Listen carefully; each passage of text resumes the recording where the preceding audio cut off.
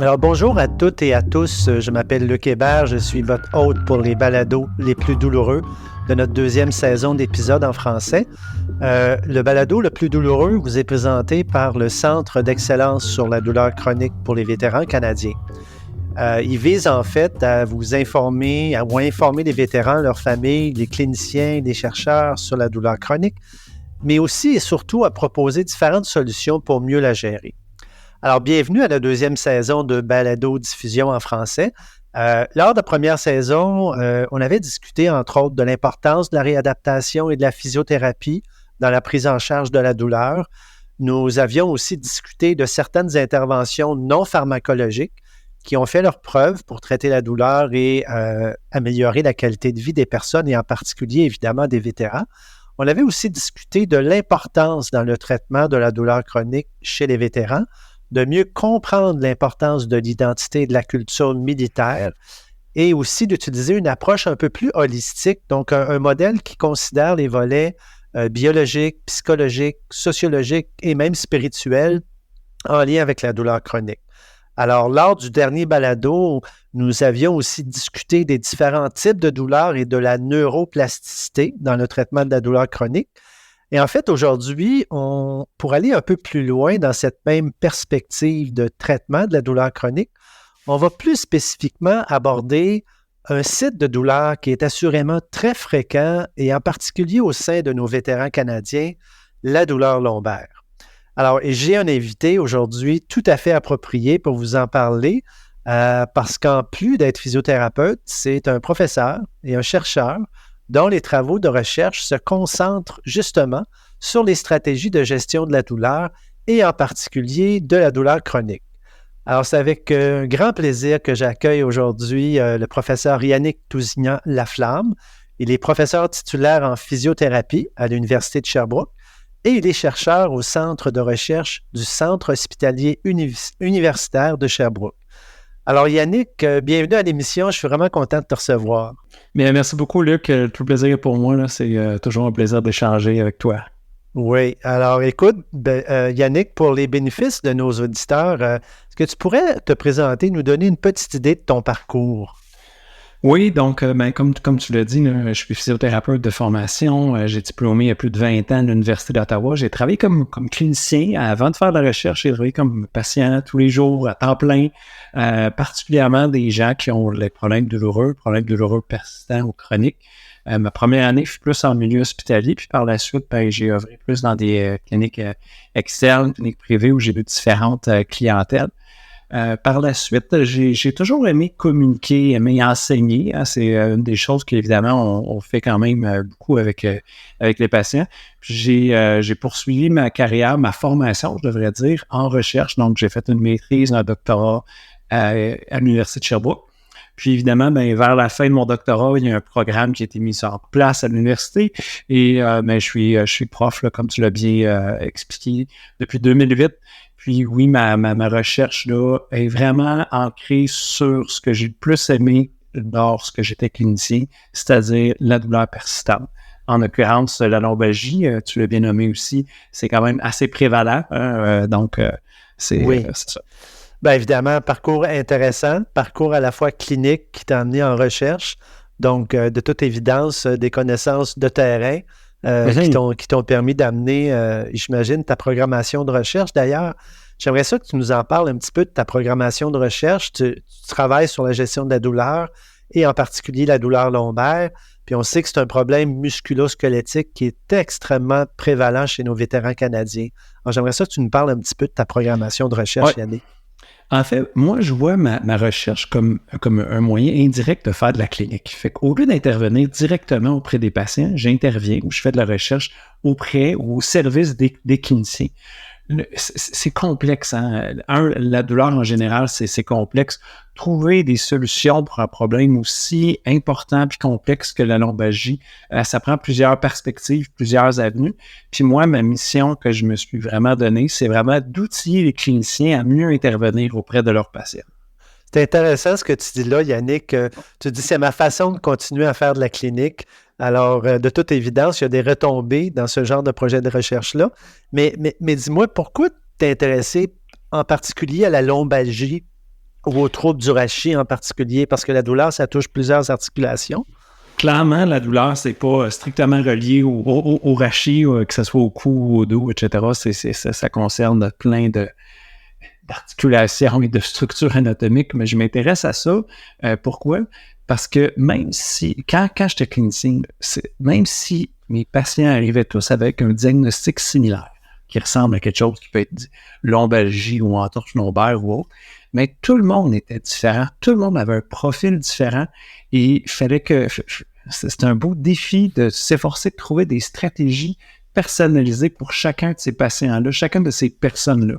Puis l'autre raison, c'est, je vais utiliser le terme anglais, reward, là, la récompense qu'il nous a donnée par ces patients-là, elle est excellente. Ça veut dire qu'elle n'est pas instantanée. Hein. C'est pas facile de trouver toujours des solutions rapidement avec le patient. Mais quand on en trouve ensemble, en co-construction, en co-développement, c'est la récompense, le retour sur l'investissement, façon de parler, qu'on peut avoir est vraiment excellent. Puis ça a toujours été ma clientèle favorite. Ben, je trouve ça intéressant ce que tu dis quand tu étais comme clinicien, tu essayais de trouver, dans le fond, des solutions un peu personnalisées. On parle beaucoup de médecine de précision dans des dernières années, et puis ça s'applique à plusieurs champs dans le domaine de la santé, dont la physiothérapie. Et de toute évidence, c'est un peu ce que tu essaies de mettre en pratique dans tes projets de recherche. Puis, il y a un petit oiseau qui m'a dit que tu avais déjà fait de la recherche auprès des membres des Forces armées canadiennes ou des vétérans.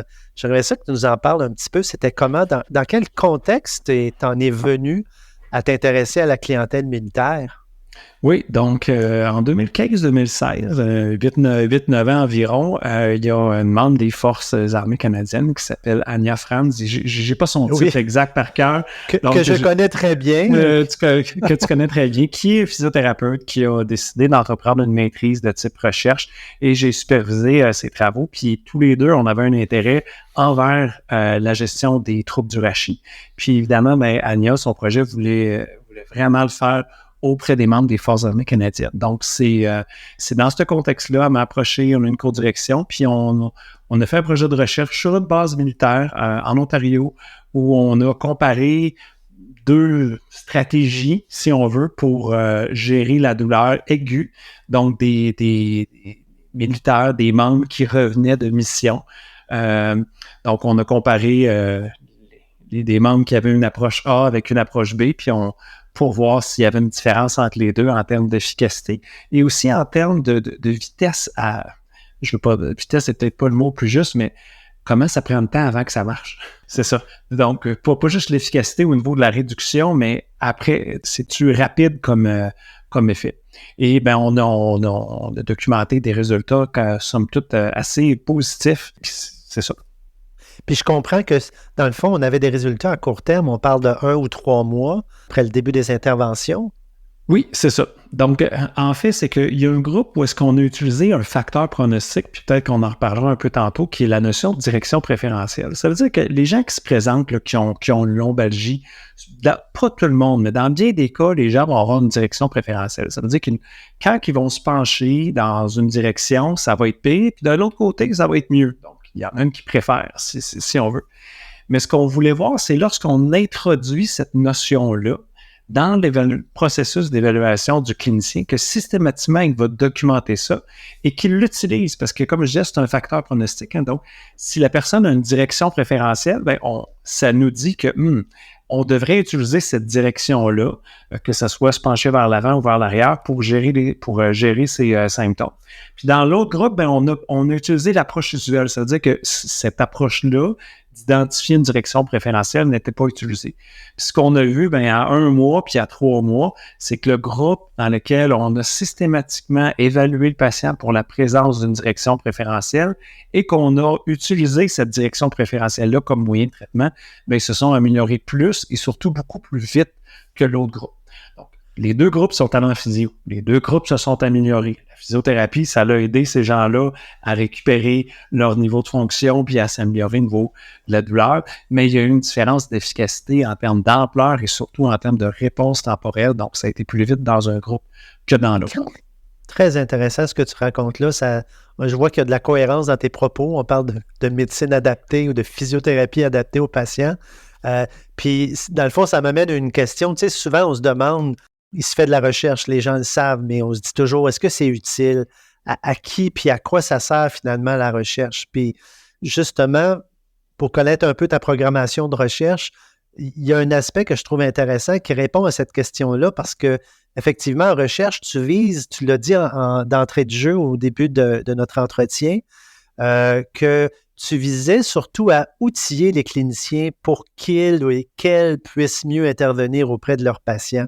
Alors, j'aimerais ça que tu m'en parles un petit peu. Comment toi et ton équipe, là, vous arrivez à faire ça, c'est-à-dire à réaliser cet objectif-là?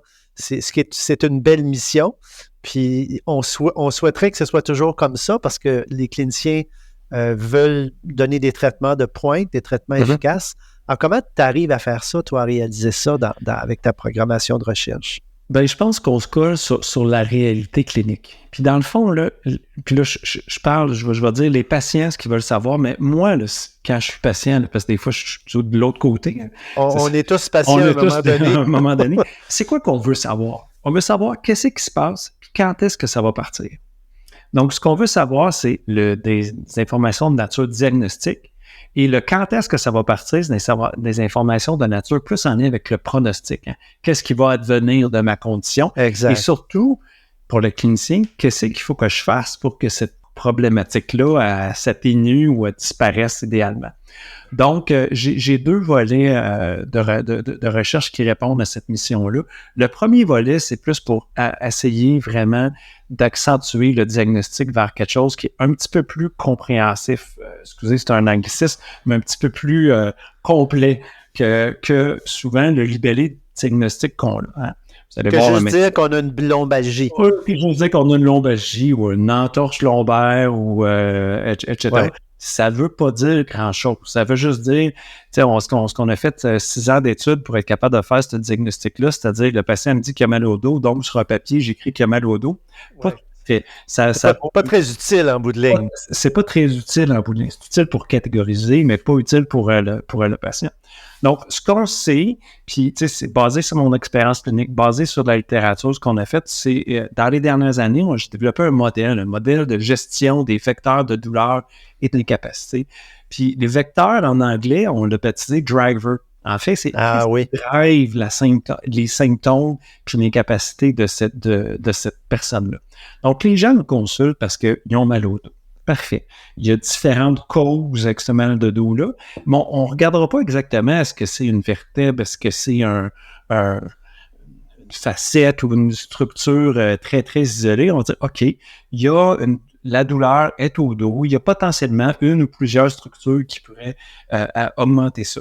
On va aussi voir, est-ce que le système nerveux ne pourrait pas être une cause des symptômes? Parce qu'on le sait, hein, la douleur, c'est ce qu'on perçoit, mais à l'origine du système nerveux, elle passe par le système nerveux. Donc, c'est complexe. C'est vraiment complexe. Les patients aussi, souvent, ils ont mal au dos, mais ils peuvent avoir d'autres problèmes de santé, d'autres comorbidités physiques ou reliées à la santé mentale qui viendraient augmenter le volume ou driver un peu les symptômes. Puis des fois, quand on est des humains, on a des émotions, on a des cognitions, on pense, on peut avoir des comportements qui ne sont pas toujours adéquats. Et là, ça peut aussi devenir un driver de douleur et d'incapacité. Donc, l'idée, c'est de regarder, de mettre tous ensemble pour que le clinicien puisse dresser un portrait complet du patient. OK, mon patient a mal au dos, il y a sûrement une structure ou il y a une structure qui a peut-être été identifiée avec un test d'imagerie. Dans certains cas, ça arrive, c'est ça. Mais qu'est-ce que je peux faire de façon biopsychosociale pour aider mon patient à mieux gérer cette douleur-là? Est-ce que c'est avec des... C'est ça, vas-y. Non, mais tu l'as bien dit, en fait, c'est que comme c'est complexe, il y a plusieurs composantes qui vont contribuer à produire cette douleur-là. Puis on sait que la douleur, c'est émotif, hein, c'est la perception d'un symptôme qui n'est pas agréable. Et, généralement. C'est ça. Et c'est ce que je comprends, c'est que tu arrives, toi, dans ton approche, à identifier les différents morceaux du casse-tête. Et il y en a qui sont plus importants que d'autres. Oui, il y en a qui sont plus importants que d'autres. Puis ces morceaux de casse-tête-là, ils vont parler aux cliniciens. Donc là, le clinicien va dire au patient, ben, c'est peut-être pas juste un exercice spécifique. Je vais prendre l'exemple que je donnais tantôt en lien avec la direction préférentielle. Hein, vous êtes pire quand vous penchez par en avant, donc on va arrêter de se pencher, puis vous êtes mieux lorsque vous faites de l'extension, donc vous allez faire de l'extension. Ben ça peut régler une partie de la problématique. Mais si la personne elle se limite beaucoup, elle a beaucoup de crainte ou de peur ou qu'il y a des grosses réactions émotives en lien avec ça, ben il faut chercher à comprendre qu'est-ce qui cause ça, puis est-ce que ça devient un obstacle à la récupération. Donc, c'est ça. Donc, puis en fait, si je comprends bien, c'est qu'évidemment, en fonction de chacun des morceaux du casse-tête, ben, on a différents outils ou différents types d'interventions qui sont à la disposition des cliniciens. Ça peut être pharmacologique ou non pharmacologique? Ou... Oui, bien, le modèle, on l'a fait vraiment dans une optique non pharmacologique, hein, fait pour les cliniciens physio en réadaptation, si on veut. Puis on sait que c'est le non pharmacologique là, qui est notre quotidien. Cependant, si votre patient ne dort pas, si votre patient a des évidences fortes de douleurs neuropathiques qui proviennent du système nerveux, bien, ça peut permettre aussi aux cliniciens de faire un petit appel au médecin et de dire « Docteur Untel, je pense que votre patient il pourrait bénéficier d'une approche pharmacologique parce que j'ai vu X, Y, Z. » Le médecin, le prescripteur va décider s'il prescrit ou pas. Mais on peut venir comme soutien, conseil au médecin à ce moment-là. Tout à fait, comme approche complémentaire pour nous aider pendant quelque temps à dormir mieux. Le sommeil est très important. Oui, puis c'est pertinent ce que tu disais tantôt. En fait, cette approche-là s'applique beaucoup aux vétérans parce que, tu l'as dit tantôt, en présence de lombalgie, il y a souvent de la comorbidité et c'est le vécu de nos vétérans canadiens. Donc, c'est clair qu'une approche comme celle-là serait tout à fait... je dirais, parfaite pour tenir compte des différentes composantes qui peuvent contribuer à produire de la douleur chronique chez ces gens-là. Oui, c'est ça, de tenir compte de la réalité. Puis souvent, chez les vétérans, la douleur est installée depuis un petit bout. C'est pas un événement récent, c'est souvent peut-être même plusieurs événements concomitants. Il y a peut-être eu des pauses là-dedans, puis il y a un cumul. Puis là, on arrive à un certain moment dans la vie, puis là, ça marche plus, là, c'est ça. Donc là, c'est important d'aller voir c'est quoi les différentes cibles thérapeutiques, mais pas juste d'un aspect biologique, si on veut. Je pourrais prendre l'exemple de l'imagerie. Est-ce que l'imagerie peut nous aider? Oui, mais vous vous rappelez que l'imagerie a souvent ce qu'on pourrait appeler des faux positifs. Je vais rendre ça très pragmatique. On va au centre d'achat un dimanche après-midi, on prend 100 personnes qui n'ont pas de symptômes. On leur demande avez-vous mal au dos? Non. On les rentre dans un scan ou un IRM, puis à peu près 30 à 40 personnes sur les 100 qui vont avoir des trouvailles à l'IRM. Donc, des fois, ça peut être aidant, mais pas toujours. Donc, de là l'importance de comprendre le patient dans son ensemble et pas juste comprendre les vertèbres ou les structures du dos du patient. Oui, parce que comme on le disait dans le titre de la présentation, on ne traite pas des vertèbres ou des structures, on traite les personnes. Alors, il faut avoir une approche très holistique. Très intéressant tout ça, Yannick. Écoute, je ne sais pas s'il y a... est-ce qu'il y aurait des choses, selon toi, qui pourraient être faites à la maison pour participer à la gestion de la douleur lombaire? Tu sais, les gens, souvent, quand ils sont actifs dans leur traitement, ben, les résultats sont meilleurs. Alors, est-ce qu'il y a des choses que tu pourrais recommander de faire à la maison pour participer à la gestion de la douleur chronique, que chaque personne puisse faire un petit peu sa part, dans le fond? Oui, c'est ça. Puis l'exemple que je peux mettre de façon, encore une fois, très pragmatique, c'est l'exemple un peu que j'utilise quand je donne des formations aux cliniciens. Notre job aux cliniciens, là, c'est de donner des cartes aux patients pour qu'ils puissent gérer sa douleur. Puis des fois, ça ne sera pas toujours des as de cœur. Là. Des fois, il va y avoir un 7, un 4, un 8, etc. Mais qui est au courant de ces cartes-là? Là? Puis je fais une analogie. Là. Ben, c'est le patient lui-même. Là. Le patient, là, la personne qui a mal dans son quotidien est capable souvent, des fois, elle ne sait pas, c'est peut-être pas toujours explicite, mais d'identifier qu'est-ce qui fait du bien, même si c'est 5%, puis qu'est-ce qui l'irrite. Puis l'idée, c'est de rentrer des stratégies là-dedans. C'est quoi aussi qu'elle fait comme dans son parcours? Est-ce qu'elle utilise des stratégies de pacing? Est-ce qu'elle modère un petit peu ses activités? Ou, aussitôt que ma douleur passe de 6 à 2, j'en profite pour tout faire mon ménage, mes commissions, puis tout ce que j'ai à faire. Puis là, je remonte à 8 pendant 2 jours.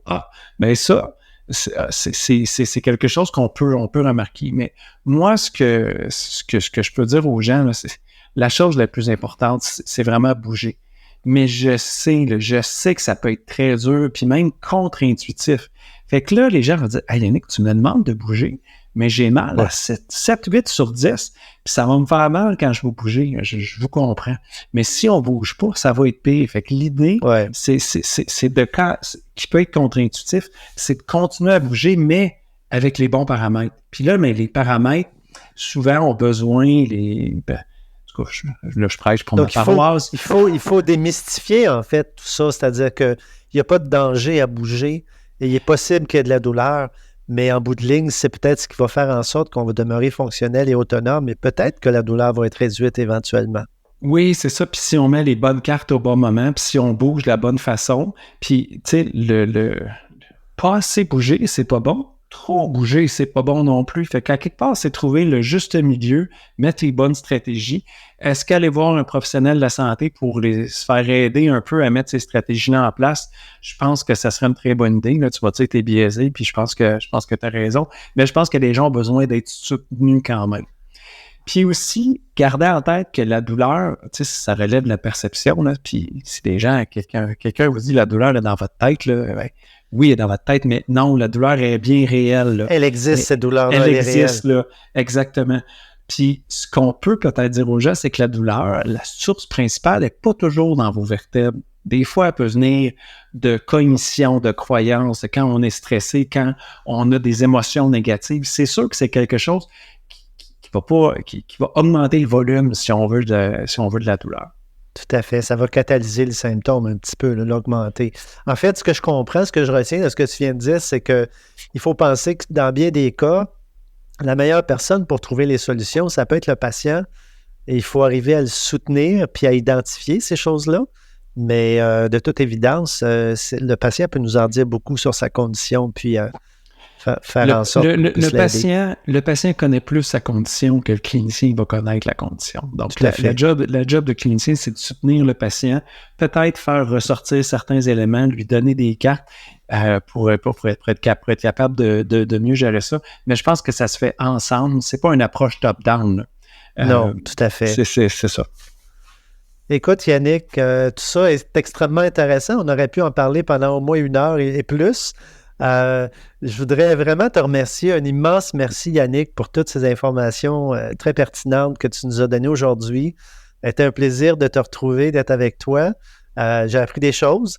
Puis je rappelle aussi à nos auditeurs et nos auditrices que vous pouvez nous donner votre avis sur l'émission ou pour avoir plus d'informations sur la douleur chronique, vous pouvez consulter notre site Internet à Vétéran Douleur Chronique, vétéran avec un S dans un seul mot.ca.